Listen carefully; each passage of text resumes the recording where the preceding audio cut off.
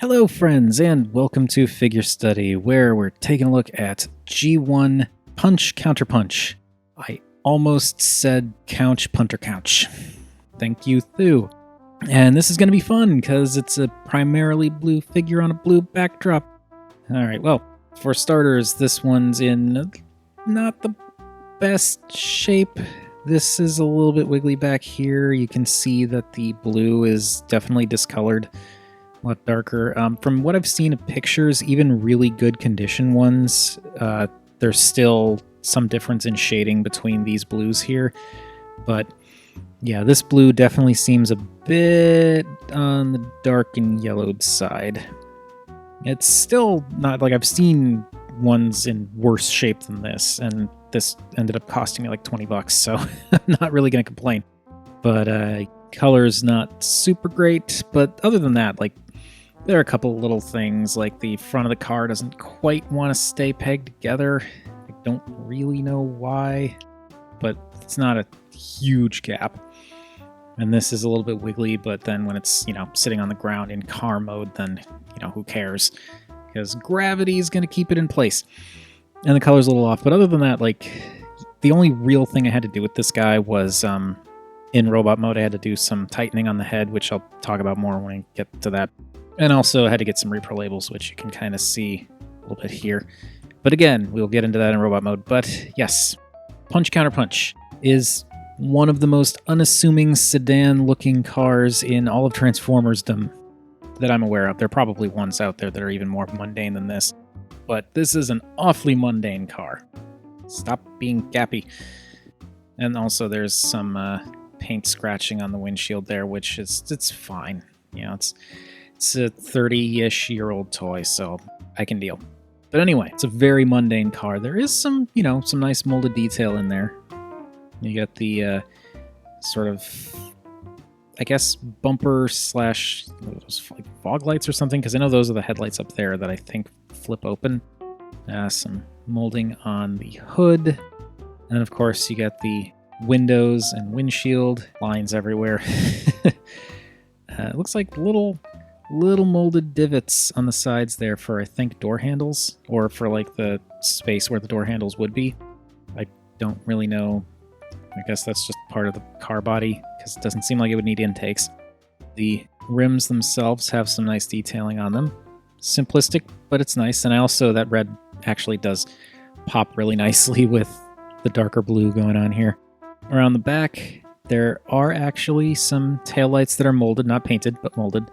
And yeah, let's just take a second to acknowledge the fact that it's a G1 car that has the side windows and windshield painted, and that's pretty much it. None of the headlights or bumpers or taillights or any of that stuff is painted, so, I've said this before, but when people complain about the lack of paint and the hollowness and so on and so forth, it's been happening for 30 plus years. Anyway, as I said, it's a pretty mundane and unassuming vehicle mode, though they did have the wherewithal to put the gas tank door on one side as opposed to both, so that's good. And yeah, it's in slightly rough shape, but not too bad.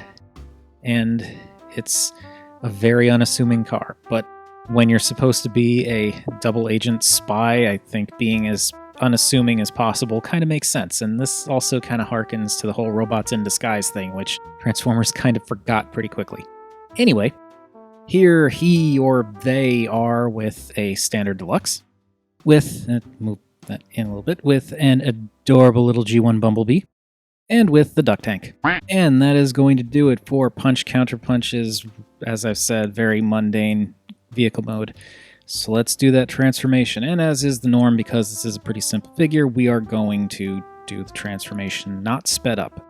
And also I kind of wanted to do it because it's kind of a neat transformation, actually. So first thing is, just because it's going to want to do it anyway, slide this section down. And once it's down, it holds in place just fine. It's just when it's up here that it's all wiggly. So slide that down, then slide this whole section back. And once it slides back a bit, rotate it all the way around. And then from here, you want to make sure that these are up as far as they'll go and these are down as far as they'll go, and then pull them out. That will separate him out and give him legs. And that's really cool, actually. I kind of like how instead of simply folding out, it does that kind of slide and hinge around trick. There's something very cool about that. I don't know. It's not something I've really seen happen even in modern figures. Okay, so with that, we can split the front of the car, because I'm sure it was obvious that that was going to happen. And then we can, let's see, we'll do the head. So hinge this back, and there's the head. Just flip that forward, and then close this back up. There we go. And then these actually click down into place, which seems a little scary, but it's held together just fine, so there's that. And now you want to rotate these down, but because of the geometry involved, I feel like it's pulling out too much if I do it this way. So what I like to do is turn it and hinge it this way so that these bits kind of go through these little gaps here, and it just kind of like gives everything a little bit more breathing room. And then bring this down, and pulling out the fists. I watched a couple of videos on this guy before deciding to get him, and that's kind of what convinced me to get him, because I just thought it was a cool transformation. People have had issues getting the arms out in either mode, particularly in the Autobot mode, but I don't really understand why, because there are these tabs right here that all you do is push those in, and that pushes the arms out. And, you know, once you push them out, then that's all you got to do. So it's actually really simple to get the arms out. I don't know. I don't know if it's that, like, this is a reissue and the original version didn't have that, or if this is the original version and the reissue doesn't have it, or if it's just something people miss. But yeah, that's a thing, and that is Punch. That is Punch in his robot mode or Autobot mode. And I actually like this mode a lot. It's weird, definitely, but I like the blue and orange combination here. I know there are some people who don't really care for it and think the Decepticon mode looks cooler, but personally, I kind of prefer the Autobot mode. I like all the detail going on in the chest there, and again, that blue and orange contrast is nice. The legs are weirdly hollow, but it still kind of works based on the curvature of the back of the car. So yeah, it kind of looks like he has hollow legs in the front. Also, people complain about hollowness in modern figures. The entire front of the leg here is hollow, but it works for what it is. I don't know. I don't know what to say. The only thing that kind of bugs me about this is the sides of the car, the front of the car here, hanging down like some kind of weird baggy sleeves.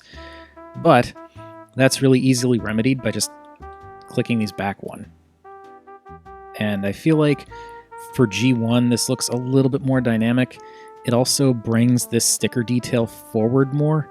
And I mean, you could, if you wanted to, do it like this.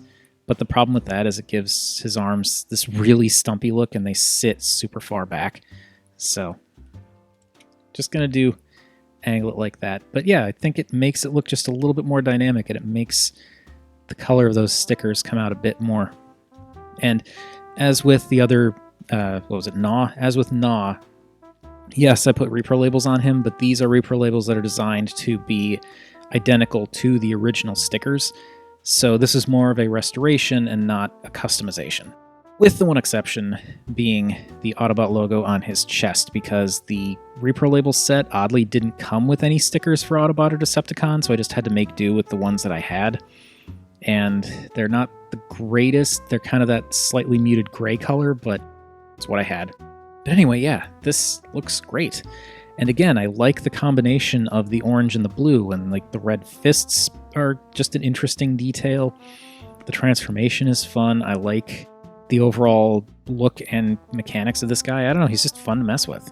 When I first got him, even when he was a little bit dirtier and, you know, needed to fix some things on him and he didn't have any repro labels, he was still fun to just transform back and forth into all his different modes.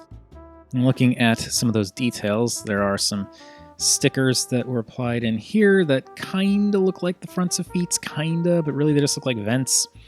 And also some stickers on the insides of the shins there. And let me just say, these stickers, not easy to put in. Thank goodness I got a pair of tweezers when I got these stickers from Toy Hacks, because, yeah, trying to put those in with just my fingers would have been a huge pain. Wasn't super easy to do with the tweezers either, but yeah, because you have to kind of get in there and it's just awkward. I suppose I could have tried to take it apart, but can't really get to the screw holes, and these are pinned in. It worked out. But I like the color and detail that the stickers add. It just kind of brightens things up a little bit, adds a little more visual interest. And same thing with the thighs. And then that chest. I really like the chest. It just adds some really interesting molding, and it's blocky, and you got some, like it's supposed to really be like that, but it's a physical toy and it's from the 80s, so, it's going to be simplistic. There's not really much that can be done about that. But I think it looks cool. I like the molding, and as I said, that orange and blue combination is just great. And then some more nice sticker detailing along here, and again, this is all supposed to be like what the original stickers look like, so that's just how it be. And then we come to the head, which is pretty simple, but it's a G1 figure. I feel like maybe there's supposed to be a little Autobot logo on top there, but there isn't. I also feel like there's supposed to be some kind of, like, the mouth plate or the face or something is supposed to be colored differently here. And I think I remember seeing product shots of this guy where there was some color going on in the face where it wasn't just silver on top of the orange, but oh well. And it's a G1 toy, so I'm not super keen to go in and paint it myself. But the design is nice. I kind of like the separation where you've got the orange and then the black for the top of the helmet. It's just the entirely silver face is a little bit like, they could have separated something out or like not painted the eyes or something, but it is what it is. Punch looks cool and is actually, personally, my favorite of his two robot modes. Anyway, moving on to size comparisons. Here he is with the Deluxe, and I think it's interesting that despite the fact that the car was definitely smaller, the robot modes are actually pretty much the same height. That's kind of impressive to me. And yeah, there's more bulk on him, kind of, but at the same time, he has an entire front, like the entire front of the car, like the front third of the car is just sticking out of his chest. And he has the entire top of the car going down his back like a turtle shell. Whereas Punch, it's all just kind of integrated into his body. Like, yeah, he's got the window section of the car as his back, but like it's not as prominent, doesn't stick out very far. And the shoulder bits, I don't know, it just kind of works pretty well. Like he, for a G1 toy, he wears his kibble really well. And let's move him in a little bit more so you can see him next to the adorableness that is G1 Bumblebee. And here he is with the duck tank. All right, I think we're moving along to good clips, so let's keep going. That is it for Punch. Now let's take a look at Counterpunch. So I'm going to fold his arms back up like they were, and I'm just going to raise these up and swing them around like I did before, because I just, again, feel like swinging them around from that position is the better way to go. And there are little tabs here, and this is another thing I feel like people had trouble with, but there are little tabs here, and again, I don't know if it's just one type of release or whatever, but you can pull down on those tabs, and that will pull out his other arms. And it's actually really easy to get the arms out. And this elbow I should probably go in and tighten. It's not a huge problem though, but I should probably do that. So there is that. Now he's looking kind of weird, so we just turn him around, flip these bits down, and give him toes. Then we want to open this up again, and this door will hinge around, revealing a Decepticon logo. And then last, take the little visor thing and boop. And there we have Counterpunch. As I said, this seems to be a lot of people's favorites in terms of design, and I mean, I don't think it's bad. I think this robot mode is cool, but I do still prefer Punch. There is interesting stuff going on here, though, and first and foremost, his arms are really far back, so I've seen this done in a couple of videos, and I also prefer to do it where you just click his arms forward. And it adds a little bit more dynamism to his robot mode, kind of like with Punch, and makes his arms look a little bit less weirdly out of place. And even adds a little bit of orange on the underside there. But overall, this robot mode is a little bit too much of the same blue for me. I mean, again, I still like this robot mode. It's just, it doesn't have the same kind of dynamic color scheme as Punch. And also, it doesn't have quite as many really cool looking stickers as Punch, because Counterpunch just has these stickers on his shins and the Decepticon logo, whereas Punch, he has like 3 stickers going up each leg, plus the Autobot logo, plus the stickers that you can kind of see from the shoulders, whereas with Counterpunch, all those shoulder stickers are now kind of tucked around the back here. So you don't really get to enjoy those. And yeah, it's just a little bit more plain. But I do think the shoulders coming out are cool, because, you know, I do like big shoulders. And again, like, for a G1 toy, this is really interesting. It's actually really cool how he's able to have 2 separate robot modes and a vehicle mode and pull them all off surprisingly well. I feel like someone who's unfamiliar with the toy would know it turns into a car, but wouldn't necessarily know that it turns into a different robot. That's really neat. The issue that I mentioned having with this figure that I had to fix was the little visor thing. It was just like super duper loose, and like it would fall. Like if I tilted him forward, it would fall forward. If I tilted him back, it would fall back. And it was just kind of annoying. So I just did the floor polish trick, which, you know, bing. And that, it took a couple of tries, but ended up getting it to where it's still not super tight. Like, it's really pretty easy to nudge out of place, but you can see it doesn't really fall on its own. Like, even if I shake it, it doesn't really want to fall. So it's perfectly tight enough to stay in place when I put it there, and that's great. Because when I first got this guy, I'd have to like delicately set him down and then push the visor back, because I couldn't pick him up and wave him around without the visor getting messed up, and now it's totally fine. Anyway, as I said, color scheme here is a little bit simpler than with Punch, but still gets the job done. And I mean, he's a Decepticon, so it makes sense. And also, you get that Punch. Why did I say that? Also, you get the red from the tires kind of popping out. You don't really see the red on the tires very much in Punch's mode, so there is that. Looking at the details, the feet have some interesting molding going on, including these weird little bumps. But there's not a ton of detail, and yeah, you've got some stickers on the shins there, but they're not as cool as the intricate-looking stickers on Punch's robot mode. But then, at the same time, while he doesn't have the stickers on the thighs, he does have some molded detail on the thighs, so there is that. The chest is the top of a car, with the windshield with like the little Decepticon logo poking out, which totally works, but like this, just sculpting wise, isn't as interesting to me as this. Just a, you know, personal thing. His arms are kind of small, but they're a little bit, they're like, I think they're a better shape and length than Punch's arms, because Punch's arms are definitely shorter and have like these cartoonishly large fists. So proportionally, I feel like these arms work a little bit better, maybe a little bit thin, but I still feel like Punch just has more interesting details going on in his robot mode. But I do still like the front parts of the car being split and, you know, sticking out as shoulder pads. That's pretty cool. And the face is okay. It's weird. It's like, I feel like that's supposed to be a mouth and a visor, which is fine, but just the sculpting makes it a little bit hard to see how that's supposed to work. And honestly, I think I prefer Punch's face, because I'm always more of a sucker for mouth plates. But then, I guess it's, I don't know, maybe it's got something to do with the fact that he's a double agent, but I think it's interesting how his real mode, Punch, the Autobot, you don't see his mouth, but you can see his eyes. The Decepticon mode, Counterpunch, his fake mode, the lie, the double agent part, his eyes are covered, but his mouth is exposed.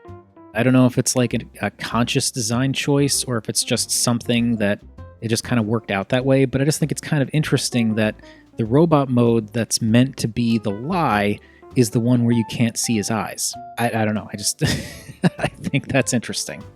All right, size comparison time. Here's Counterpunch with a standard deluxe, and the actual height of the robot does not change at all, but in an unexpected thing, because I haven't actually looked at these guys side by side yet, I do think it's kind of interesting how their silhouettes are actually a little bit similar in that they've got the shoulder bits kind of like planks just sticking out to the side. And let's move him in again. Here he is with the cutest boy, G1 Bumblebee. And here he is with the duck tank. And that is gonna do it for G1 Punch Counterpunch. It's a really cool figure. I don't have his guns, so I have an excuse for not showing the accessories this time around, but in fairness, I'm not super into the idea of him having the guns because there's one gun for the Decepticon mode, one gun for the Autobot mode, there's nowhere for the guns to store in vehicle mode, and when he's one robot, he technically can't store the other weapon, so it's just like, it's a bunch of stuff would be left in bags anyway, so I'm fine with just having the figure. And it is a really, really cool figure. Seriously. It's really impressive to me how this 30-ish-year-old figure, it's simple, yes, mechanically speaking, but it does a surprising amount, and it actually does it really well. And yeah, he's a little beat up in places, but it's an old toy, it's fine. The stickers definitely help in terms of adding detail, because like when this guy didn't have any stickers, it was still a fun toy. As I said, still really fun to transform to all his different modes back and forth over and over again just because, but the stickers definitely add some much needed color variation and detail in a few places, especially on Punch.